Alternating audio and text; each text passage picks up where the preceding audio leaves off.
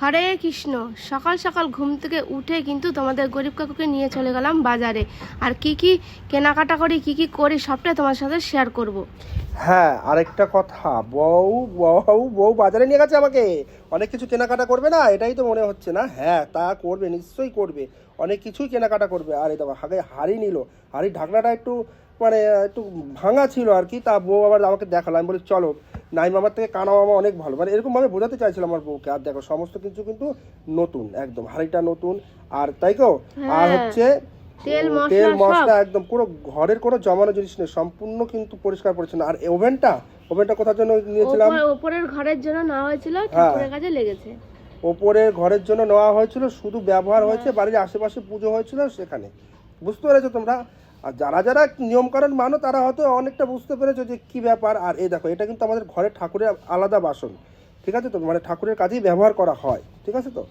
আচ্ছা, যাই হোক, ওভেনটা পরিষ্কার পরিচ্ছন্ন করে মাটির হাঁড়িতে রান্না হবে। কি রান্না হবে তোমরা তো ভাবছো। তবে একটা কথা বলি, বুঝেছো তো, বাড়ির গুরুজনরা কিছু বললে মানতে হয়। তারপরে তো আমি মানে কম বেশি বুঝতে শিখেছি। তা আমি যদি এসব নিয়ম কারণ না মেনে চলি তাহলে কে চলবে বলো? আর আমার বউ কিন্তু স্নান করে একদম পুরো, তাই তো, হ্যাঁ, স্নান স্নান করে গঙ্গা গঙ্গা জল জল দিয়ে ছিটা পুরো পরিষ্কার পরিচ্ছন্ন ভাবে কিন্তু সব কিছু বসিয়ে দিল। আর এই দেখো, মানে সবজি তৈরি করা শুরু করে দিল। সবজি, আমি বলছি আগে তরকারিটা বসিয়ে দাও, তরকারিটা বসিয়ে দাও। আর এই হাঁড়িতে না, আজ তুমি ভাতটা রান্না করো। আর বলতে বলতে তো দেখো একদম পুরো যেটা আগে মেয়ে ছেলের হাতের কাজ না, অভিজ্ঞতা না আছে আছে, ঠিক আছে তো। যাই হোক, শুধু পুরুষ মানুষের স্বাদ দেওয়াটাই বড় জিনিস। আর স্বাদটা আমি সর্বসময় দিই।